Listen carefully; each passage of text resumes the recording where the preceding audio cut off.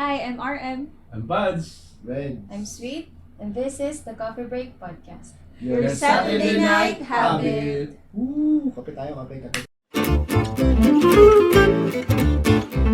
This is the Coffee Break Podcast. Okay, maganda tong first question. Ubus na agad yung kape ko. Straight. Ano?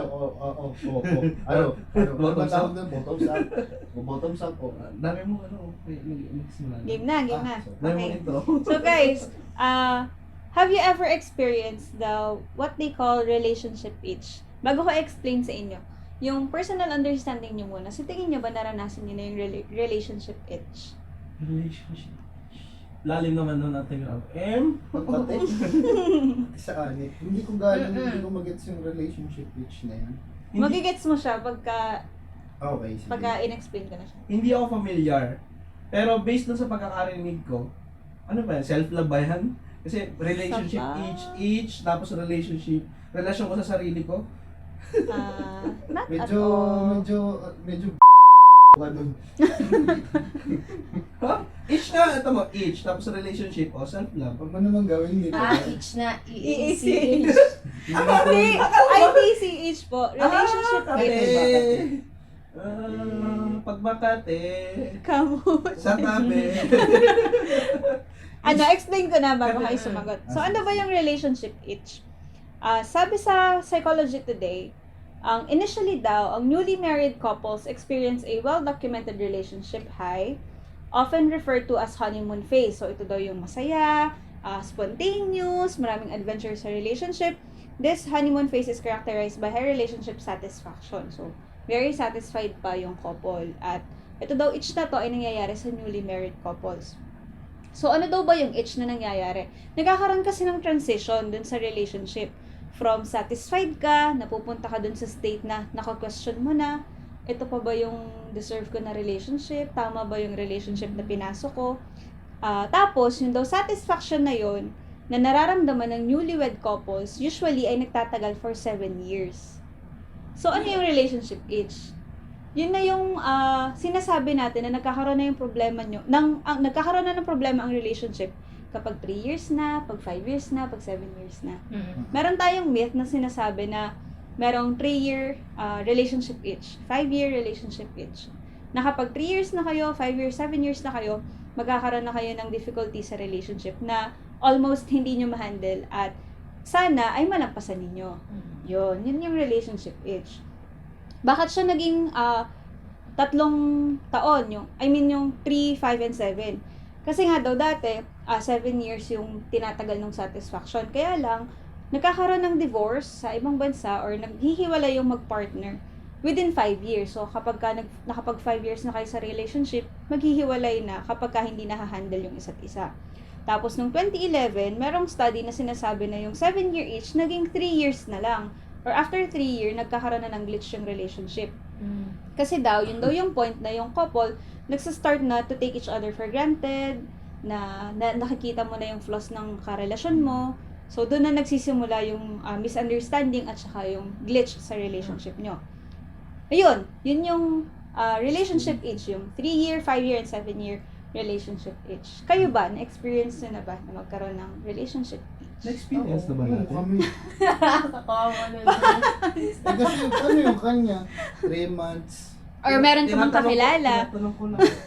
Meron ka bang kakilala na, o meron ka bang nakikita? Ay, kakilala mo na nagkaroon ng 3-year relationship itch, Para pala sa 5 rabies, years. no? Pito-pito. 7 hours, 7 days, 7 Parang- months. Yan, tama yan. Okay, kayo muna. Yun lang, yun Ilang lang. years na nga kayong married? Mag-8. 8. Mag-8 sa Eh, So, same sagot. Nakalampas na sila sa 3 years, sa 5 years, sa 7 years. And recently lang sila nakalampas ng 7 years. Ano sa tingin nyo? Nagkaroon ba kayo ng 7-year itch sa relationship nyo? Or sa 5th year ba? Or sa 3rd year nyo ba Pwede ako naranasan? mag-spoil. Naranasan namin lahat. 3 years. Hindi na sa 7. Wala Hindi na. na. Sa Parang 3 sa years, 3 lang. 3 years, 5 years. Sa 3. yan. Gagising ako ni Tita Dam. Pwede, Ay, sorry na. pwede ba kayong magkwento ng kahit konti lang? Kahit hindi naman fully disclosed? kung ano lang yung naranasan nyo. Ano ba, mahirap ba? Nag-uusap ba kayo? Nung parang, nung point na ano, parang naging problematic yung relationship namin. Mm-mm. Oo, parang kasi nung time na yon, siguro third year yon, naranasan kasi namin, naranasan niya yung worst version ko, Mm-mm. naranasan ko din yung worst version niya. Parang yun yung pinakamahirap na phase ng relationship namin, na sobrang hirap niya talaga kasi as in parang, parang bakit naging ganito? Ganun Ang tagal yun na, no? Oo, tagal naman. Tapos Kate, tinan mo, Age. May age. ganyan siya, as in sobrang hirap, pero parang during nung time na yon, wala akong maisip na word kundi sobrang hirap gawa ng as in, difficult. ang hirap niyang i-deal, ang hirap i-solusyonan, na kung paano mo siya ibabangon ulit. Pwede magtanong. Ano? Ba't hindi kayo naghiwalay? Kasi mahal ko siya at mahal niya ako. Ikaw ang nagsagot, ba't hindi niyo masagot? Hindi niyo Sasabihin yun. niyo. Bakit? Bakit hindi? Yun na yun. Hindi yun, feeling ko ngayon. Papahamak ko pa ako. Yung nga nananahimik na ako, di ako nagsasalita. Pero grabe yun, sobrang hirap ng mga ganong phase. Pero, pagka nalampasan kasi yung ganong phase, ay sobrang sarap naman ng kapalit. Sino nagsalba? Parehas kami. kami. Parang, kasi nga, yun yung sinabi ko na na-meet niya yung worst version ko, na-meet ko yung worst version niya. So, parehas kaming na pinili na magpatuloy pa rin. Kaya kami na sa ganitong phase na. Ang excuse ko naman natin. nun, yung time na yun, is nandun ako sa transitioning stage na from being binata Mm. to Pamilyado. pamilyado na may responsibility. Pustahan, sagot ni Ang Sweet. Ako naging- din naman ah. Ang naging, oo nga, ewan ko, Hindi, pero hindi kami same. ang ano kasi, ang naging mindset ko noon, yung nagkaanak na kami. Kailangan ko lang kumita ng pera. Parang na-impose Oo. sa'yo. Ganun. Nawala sa akin yung, pamilya nga pala kami, kailangan din ito ng kahit kumita ako. Ganun. Yun yung nawala sa akin yung time na yun. More on, parang ang nasa isip ko lang makapag-provide na lang. Mm. Paano mo Kasi- nakakaya si Sweet? Ako, ka muna. Ang gulo mo May iniisip ko kasi marami akong tanong eh. Get tuloy? Ano, segment ko? Okay lang kasi yung sunod ko naman ay comparison kapag ka in a relationship tsaka kapag ka yung na-foresee mo pa lang yung sarili. Yun nga, ay hindi, syempre nandun ako sa transition yun na minsan gusto ko pong pumunta kung saan, Mm. gusto ko pong minum kasama yung barkada. So yun yung sa third year ninyo. Ilang taon na kayo? Hindi. Bago pa lang yung Bago sinasabi. talaga. Mm. Simula yun. Nandun pa, meron talagang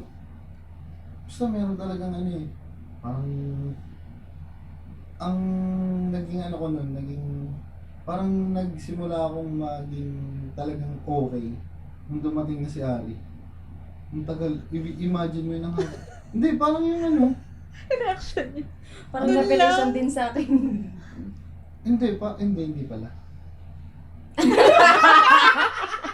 sabi ko na, dapat din ako sumagot. Bali Okay. Usap to mamaya bago matulog. Ano sabi mo pagdating Hindi, na? lalasingin ko na lang ito. Madali na hindi naman siguro doon. Pero parang mas na ano lang Mas sa na-feel akin. mo lang Mas na ikaw na-feel. ay responsible Oo. na sa Kasi pagiging ama. nung dumating si Ari. Pero nung ano naman nag-adjust na naman ako. Kapag-adjust na ako. Kaya nga lang, yung prioritize mo nung una ay parang to stand for your own family. Na isang tabi mo na Oo. yung Na- ibang aspect ng pagiging pamilya. Mag-asawa nga pala kami. Ano naman yung relasyon natin? Hindi, kinalimutan na ako. Ayun, so, yun pala, yun yung point of view ng married couple. Ano, kapag newlywed, okay, masaya, bla bla bla. Pagdating ng almost 3 years or 3 years na, nagkakaroon talaga ng itch. Kaya yun yung isa na myth nga na pagka 3 taon na nagkakaroon na ng glitch ang relationship.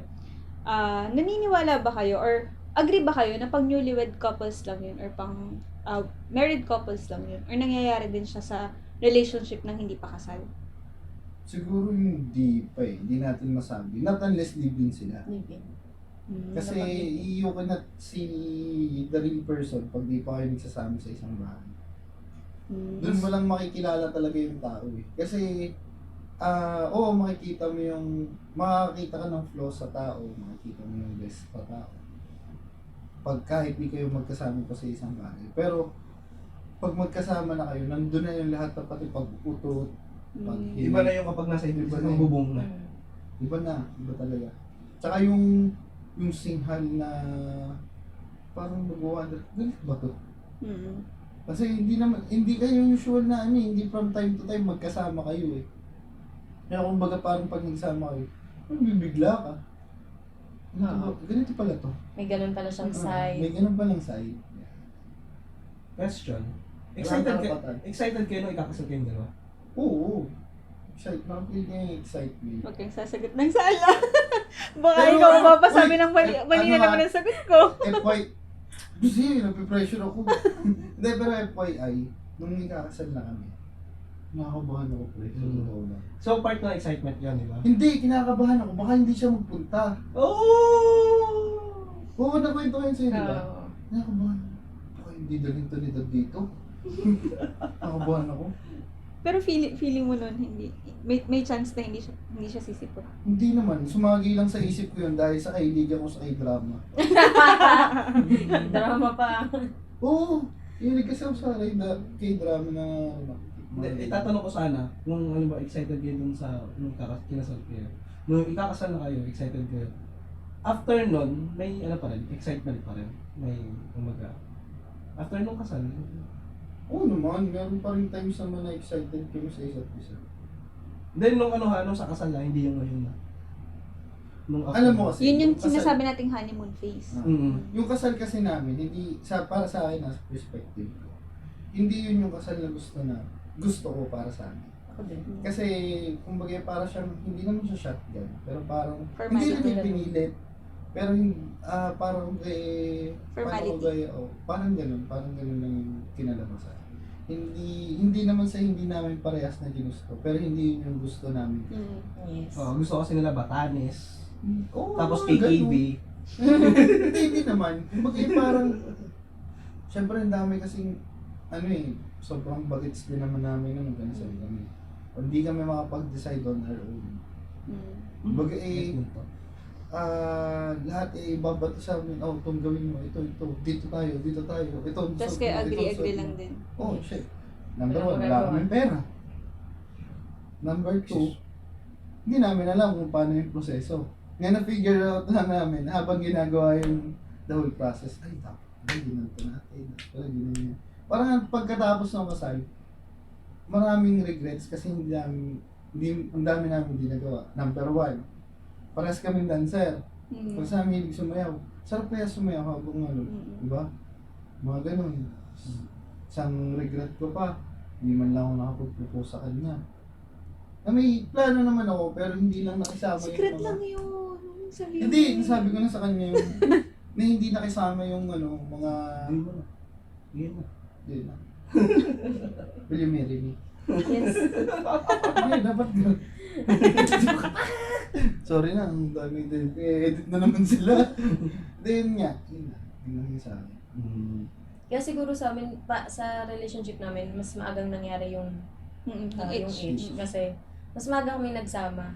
Kasi later on, bago kami kanasal, magkasama na kami sa isang bahay. Parang ano yun, sa part na yun palang kayo nagkakapaan ng ugali. Oo. Characteristics, mga ganun. Nung nagsama bawat na isa. sa bahay. Okay. Gawa ng sobrang short naman ng amin yun eh. Ang aming mag-jowa phase. Almost 3 months lang, no? Hindi naman Wala talaga pa. official. Hindi pa nga. Hindi naman kita nililigawan.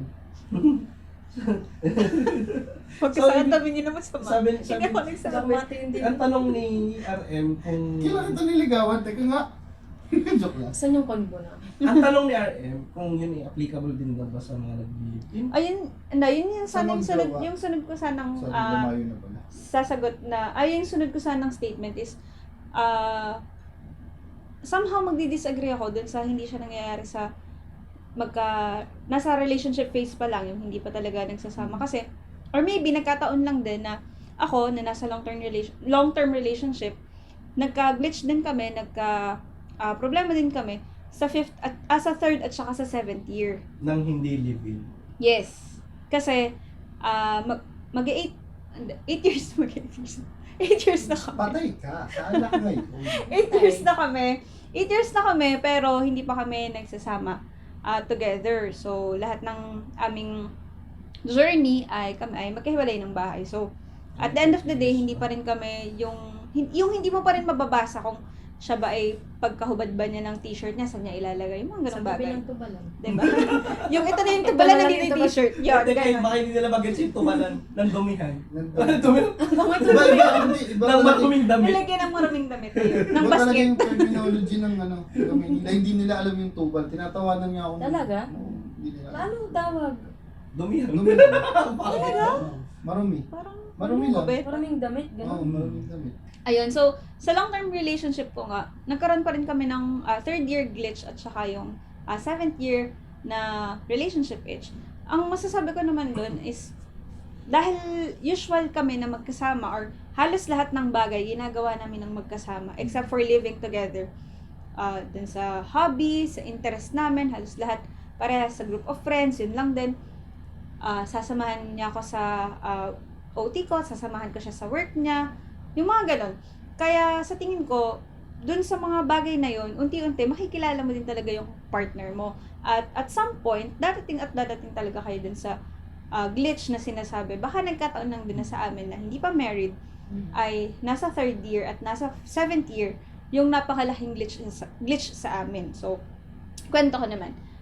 Nung 3 years na kami, nagkaroon kami ng trust issues. Yan. Nagkaroon kami ng trust issues. Kita. Guys. Ayun, dun sa trust issues na yun, hindi, ako yung may problema. Kasi, nawawalan Hindi. ako ng tiwala. Dahil sa mga nakikita ko, sa mga nararanasan ko. Nagko-conclude ako ng sarili ko. Tapos, ang masakit doon, hindi ako yung susuko. So, yun yung pinakamalaking glitch. Na, ako na nga yung nagagalit, ako na nga yung naiinis, ako na nga yung may trust issues. Hindi pa ako yung nagsasabi na tama na. Hindi ako yung nagsabi na hanggang dito na lang. Parang ganun. So, isa yun sa mga pinakamalaking glitch ng relationship namin. And as time goes by, syempre, nag-mature din naman. Alam mo na yung set of priorities nyo. Dun sa 7th year naman, ang naging glitch naman is yung pagtrato sa isa't isa. Kasi nga, ang nakikita ko namang glitch dito is long-term na yung relationship. Masyado na kayong settled na. Eto na yun, okay na tayo. Kampante, smooth sailing naman kahit hindi pala. So, nag-unveil pa rin yung mga points na, ay, dapat pala ganito kasi kahit pala ganito na kami katagal, ganyan. Possible bang Possible bang maging dahilan din, maging part din ng each yung ba? Komportable na kayo sa isa't isa. Yun. Kumbaga, palagay na kayo. Yung parang wala nang dahilan para mag-away. Ganun. Yun lang yung masasabi Meron. kong Yun lang yung masasabi kong huwag kang magiging komportable. Yun, over-familiarity ang tawag doon. Na kapag may nagawa kang mali, alam mo na sa sarili mo na, ay, okay lang, mapapatawad ako niyan kasi mahal naman ako. Or halimbawa may ginawa kang mali, okay, sige. Okay. Meron Bati na agad. Ganun. Hindi na pinagbigyan yung babae na, hindi na hininga ng lalaki yung babae na mag-explain pa, ganyan. Bati na agad, okay na. Si- Hindi na pinatagal yung away. Sino ako? si Jaiga ay recently nag-break sila kasi Ano nga pangalan? Oh? Si Aga si at Aga at si si Break na sila? Jai. Oo. Sure. Nag-break sila nung una kasi nga parang wala na lang sa kanila, tropa-tropa, Mhm. sobrang komportable. Pero, winworkout nila. Tapos yun, Eventually, naghiwalay. naghiwalay pa rin sila kasi yun pa rin, yun at yun pa rin. Sobrang, parang magkaibigan na lang sila dahil sobrang komportable na sila sa sarili, sa kanilang, sa isa't isa. Parang almost Sila Naging masama pa pala yun sa part ng relationship. Parang almost live-in na naman sila. Sila na kayo naman almost live-in na kayo eh. Almost. Kasi ang kulang na lang naman sa inyo tulog eh. Bakit? Kasi parang nagiging daily routine. Parang wala nang iba? Wala nang bago. Tinaray naman daw nila na isalba. Siguro nag-try sila ng mga bagong Yun, dahil sa sobrang close nila, naging friends na sila. wala nang Walang... Okay. So yun, pwede natin i-connect din yung sunod kong statement na gusto ko sanang bigyan nyo ng inputs or ng views nyo or opinions nyo. Sabi dito, as we grow older, romance gives way to day-to-day practicalities. Nag-agree ba kayo doon? Kapag daw tumatanda na tayo, yung romance ay dyan muna sa tabi kasi ito yung ating priorities. Or ito yung practical or... Hindi. Hindi. Base sa experience ko bilang single, na May time naoobserbahan kami! na naoobserbahan ko Mm-mm. sa paligid ko, Mm. kailangan pa rin, kahit may priorities kayo, may romance pa rin. Mm. Naglalambingan pa rin kayo. I-appreciate nung lalaki yung lambing ng babae. I-appreciate ng babae yung lambing ng lalaki. Mm-mm. Hindi na, sabihin natin may place, may right time, may right place. Para dun sa romances na yun. Kasi may mga priorities nga. Pero dapat bigyan pa rin ng time. Halaga, yung romance. Kasi isa naman talaga sa Tulog. isa sa pundasyon ang romance. Tama. Mm. Ikaw, Pads, knowing your personality, ano sa tingin mo yung magiging reason bakit ka magkakaroon ng 3, 5, or 7 year each sa relationship? No time for love. Hindi. Just work. Oo. Tama. Hindi daw, tapos oo. Possible yun ang dahilan. Masyado kong... Mindset. Kasi masyado kasi itong goal-oriented. Mm. Pwede niyang makalimutan, iwan pati pamilya eh. Mm. Para sa goal. Yun yung sa palagay ko sa pagkakakilala. Possible. sa kanya. Aminin ko, possible ko na okay lang sa akin na magbigay lang ako ng magbigay ng pera dyan, mag-support. Walang halong yabang. Mm. Basta tuloy-tuloy lang ako. Ganun.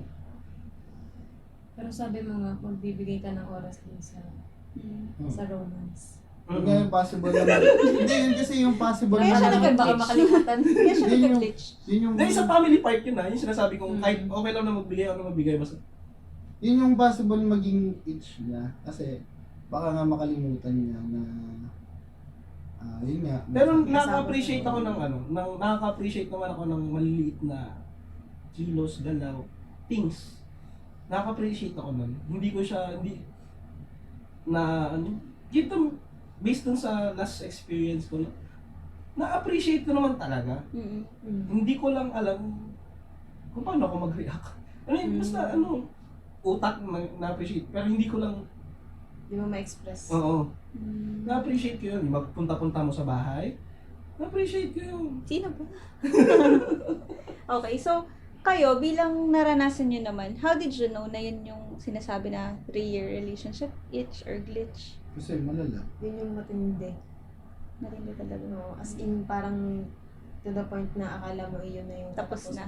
Ganun nga. Ganun. Ganun siya.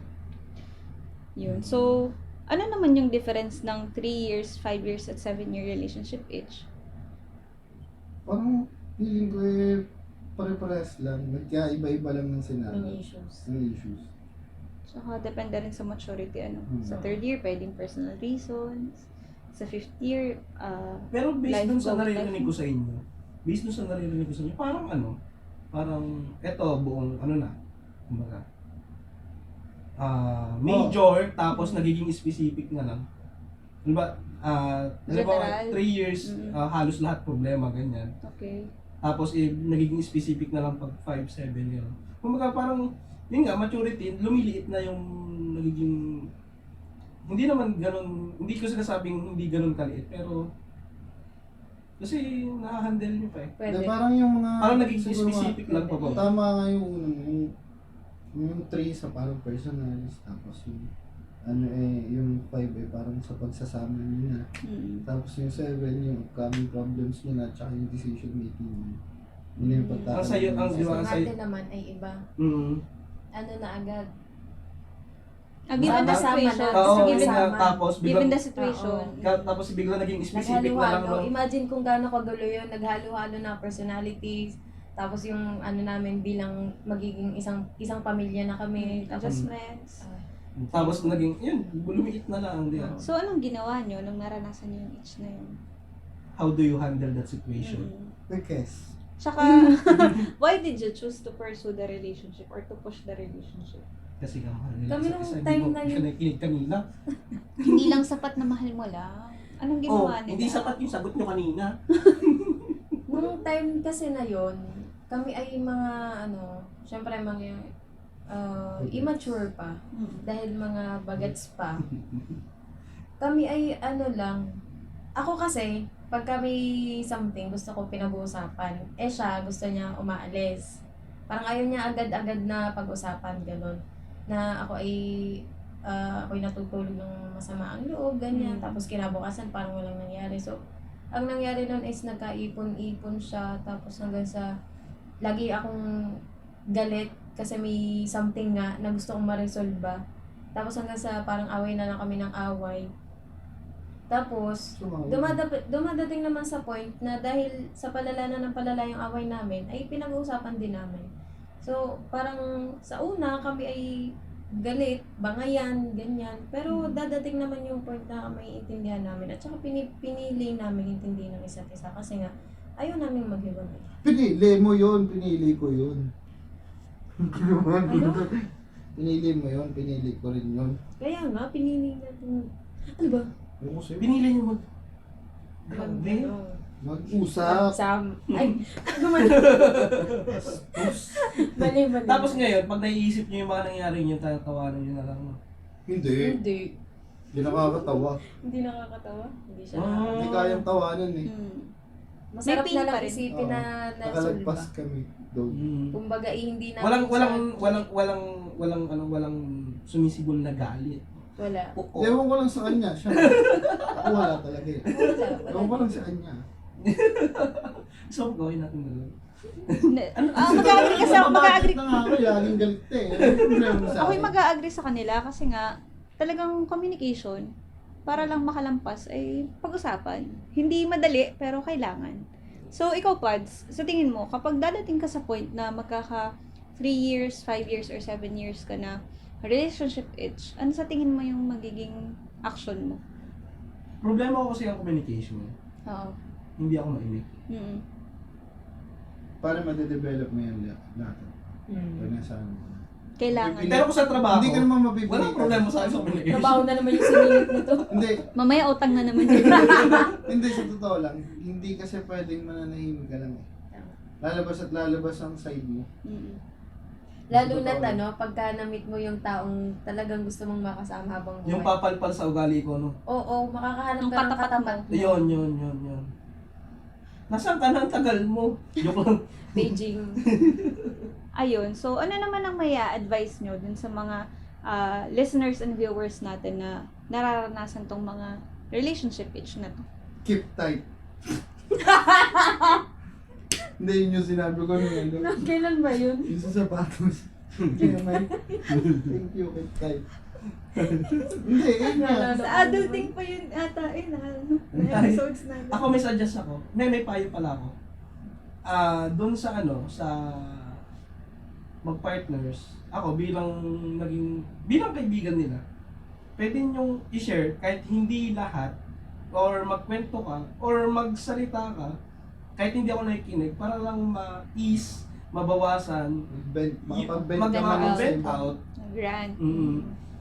doon sa tao na alam mo naman mapagkatiwalaan mo, Mm. or may hotline na pwede ka mag-message, mapag-vent out ka, na hindi mo magkilala kung sino sasabihan mo. Coffee break, syempre. Coffee break. Na kayo lumayo. Hashtag 143 sharp. Ikaw, Renz, anong mabibigay mong advice? Based on your experience.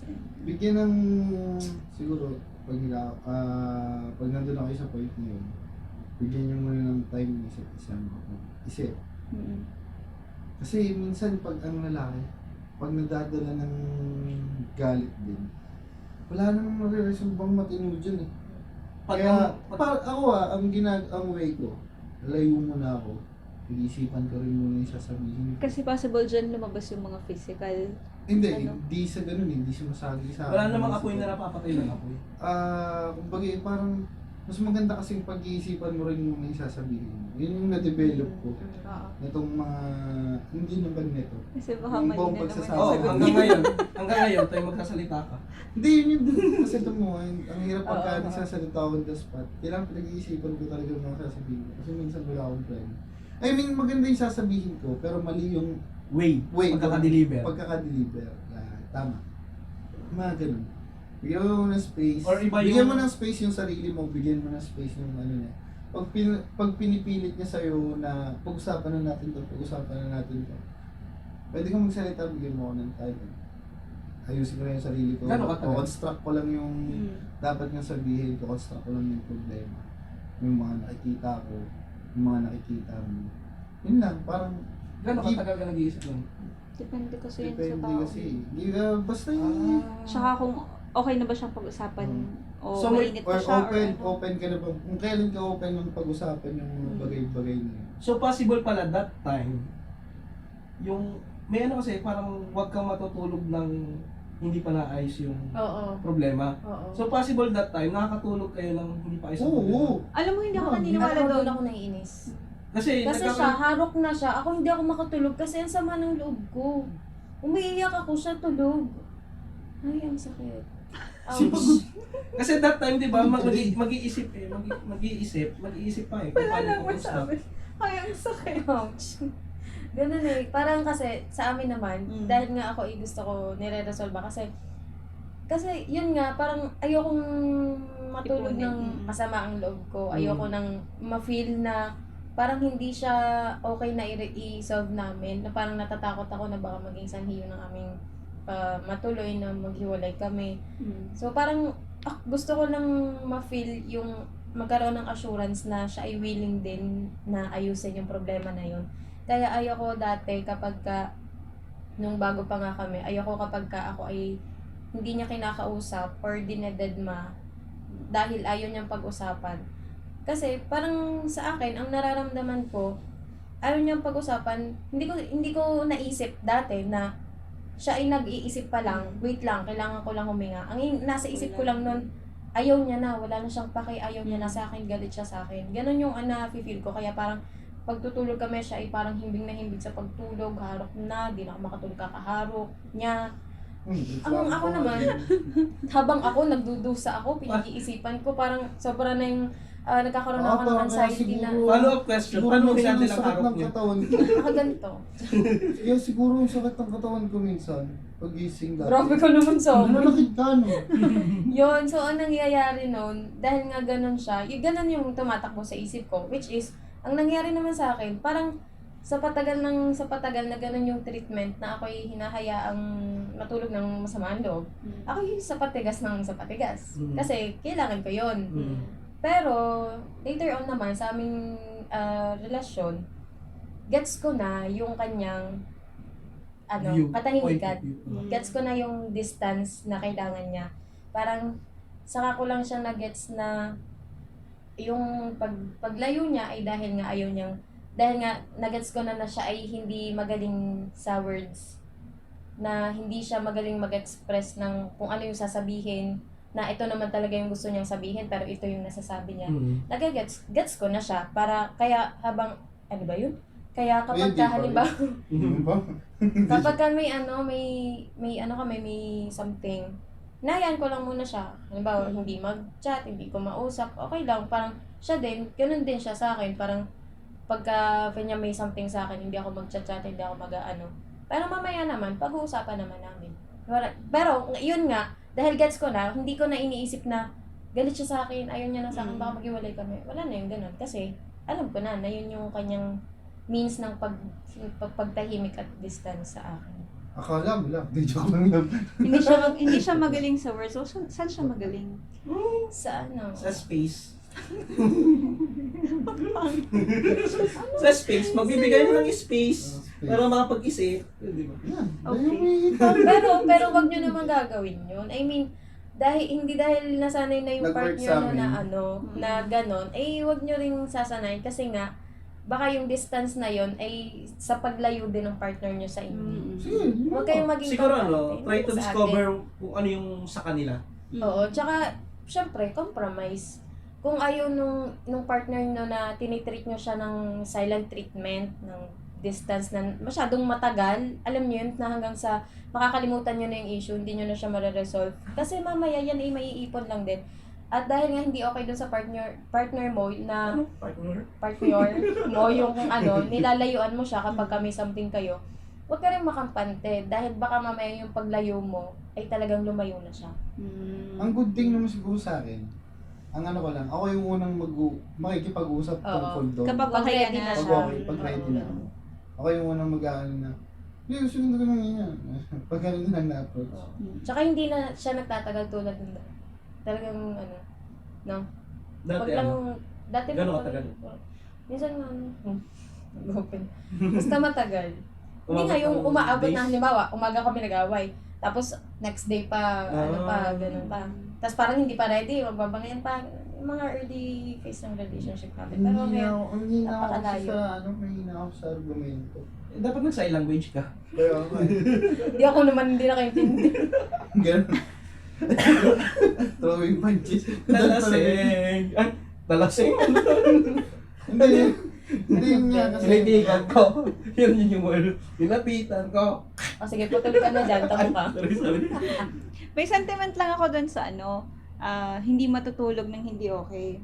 Kasi hindi din naman maiiwasan. Talagang, kunwari ako naman ay si crying lady. Oh my God, iyak ako dyan. Mamaya tulog na ako. Ganun. Totoo naman. Nakatulog na sa kakaiyak. Ganun ako. Feeling ko, may times talaga na kailangan lang Kailangan mo ipahinga. ayun, kalma lang, ganyan. Hindi kailangan i-push mo agad na pag-usapan nyo kasi nga, parehas kayo magpa-process, parehas kayo mag-i-heal, parehas kayo mag-iisip kung ano bang nangyayari, bakit mo kayo nagkakaganito, ano bang kulang sa'yo, sa kanya, at paano nyo susolusyonan yun. So, kaya sa tingin ko, hindi sa lahat applicable yung hindi hahayaan na matulog na, or Kasi- hahayaang matulog na may Huwag sama. lang every time. Wag lang lagi. Ang sa akin, ang dating ng ipipilit mong pakikipag-usap tungkol dun sa topic na yun, parang naglalagay ng asin sa sugat. Kasi wala akong maisip na tamang isasagot sa iyo eh. Parang Parang imbis na maayos, mag-i-ignite lang lalo. lalo. Mag-ubulok ka na. Mag-block yung ano ko na hanggang sa mabad trip na lang ako. Ayaw na kitang kausap talaga. Kasi mafo-frustrate ka kasi Oo. hindi mo Hindi ko masabi. Ayun. So, Karami napakarami. mo, nag-adjust si Sweet sa part nila. Mm. Nag-adjust ka rin.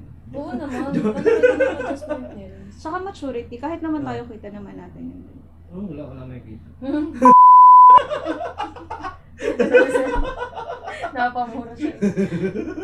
Ayun. So, may dadagdag pa ba kayo tungkol sa views and sentiments na regarding Hindi sa pa. relationship age? Ay, oo nga pala, yung masasabi nga pala. Sa akin naman ay... Tamo, nagkwento mo na hindi mo nasasabi ko ano sa Di advice. ba, ano pala Wala sinabi pa ko lang dito pala? nasabi. Ang pahaba, ano ng topic? Tawag dito. Advice, no? Mm-mm. Ano naman, yun nga, communication. I-resolve Kung ano, ang dami mong kwento kanina. Oo Tapos di ka nga. pala Ang nakapag-advise. dami kong nasabi. Kalma. Ang masasabi, ang pinaka point na gusto kong sabihin ay huwag nyong skip yung issue.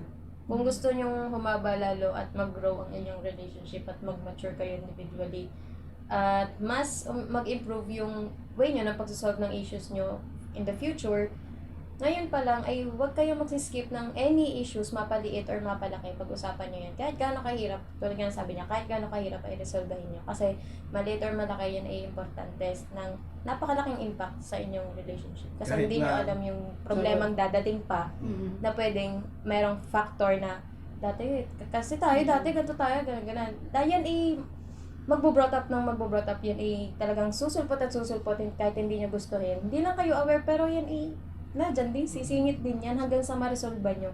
Dahil nga hindi nyo niresolve ngayon, mamaya yan babalik sa inyo. O kaya mag-accumulate siya. Mm. Dadami na ng dadami. Nang dahil lang dun sa simpleng problema na yun. Tsaka tanggapin niya na sa sarili niya na kapag bad trip siya, bad trip sa ibang bagay, bad trip din siya sa'yo.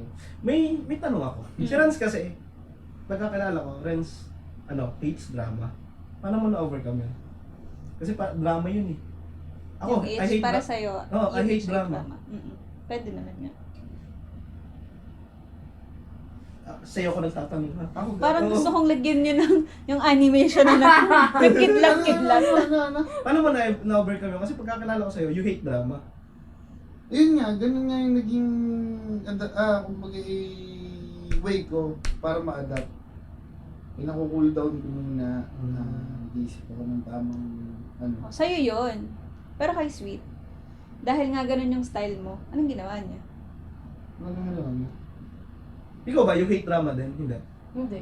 Kasi nandun nga siya sa stage na nag-iisip siya tapos ito naman harok na. Ganun. So anong ginawa mo para ma-overcome Papelikula na yung... Wala. yung natutulog lang siya tapos ikaw naiyak ganun? Sinuntok na talaga ako. Pakiramdam ng tagiliran. Grabe. Parang ang nangyari naman yan eh. Parang wala naman kasi akong choice kundi maghintay na mapag-usapan namin. Ganun lang siya. Later on, yun nga, natutunan ko siyang intayin siya. Siya naman, natutunan niyang kumausap. Tama. Ganun. Tama. Compromise. Ganun. Tama. Sa halip na iwasan kayo, ang drama naman. Huwag na natin mag-usapan, ang drama naman eh. Yun. Nagok kung mga ito-usap. Wait lang kami sa gitna para maayos kasi gusto namin. Ganun ako eh. Make ends Oh, meet. baby. Why Na- don't we just meet me in a mina? Hindi lang sa pagdating sa love. Even sa personal. Sa lahat ng aspeto. Kumbaga, ayoko ng drama. Okay, sige, kausapin natin. Kasi iyak yun, iyak pa rin ako. Baka ako yun. Iiyak pa rin ako. Yun. So, meron pa kayong questions or clarifications or any sentiments? Ano daw condition? H? Joke. Back to what Ano siya talaga, kate? Kati na lang, yun na lang. Kate? Paano mo kamutin yung kate? Ano kamote ng kate? Kamuti ng kati. Okay, so ito na yung final sentiments and verdict Ay, ko. wait, nilit lang. Sige Sige, ko lang. push. Pinakatanong pala doon. Saan Makati? Hindi, kayong dalawa, bilang magkarelasyon kayo, paano nyo na-handle yung kate ng relasyon nyo? Kamote. Lang. Bakit lang nakamot? Ang baboy ng tanong mo, Okay, pero subukan sagutin natin ko. kung kinamot mo kanina. Sa English, how do you handle the relationship each? Yeah. Kayo- Paano nyo Tinagalog lang eh. Kayo, Ano, ulitin natin yung ano? Joke lang. Oo, Kanina. maganda sagot na nga. Ayun na nga, final na. Ito na. We cannot tell what the future holds for us. Each may not necessarily be at the 3rd, 5th, or 7th year. Minsan, relationship itch na pala, hindi lang natin nabibring up sa partners natin dahil sa lack of communication. Pwede ring misunderstanding lang pala, pero dahil hindi natin pinag-uusapan, nagiging malaking problema. Walang recipe for a perfect relationship. Kahit kape, pwedeng black suits you best, pero sa iba, mas masarap pag may creamer. Ang mahalaga, you see to it that both ends meet. Pag mahal mo at nakikita mo ang sarili mong makakasama mo ang partner mo for the rest of your life, then remember that the best love story is not Romeo and Juliet who died together, but grandma and grandpa who grew old together. Ayun. So, dyan na po Kasama nagtatapos ang kang ating tumanda. episode for tonight. See you sa next coffee break. See you. See you. Bye! kiss me, Kiss kiss me. me, I love you, then you are cold. Wait me. I'm on the move.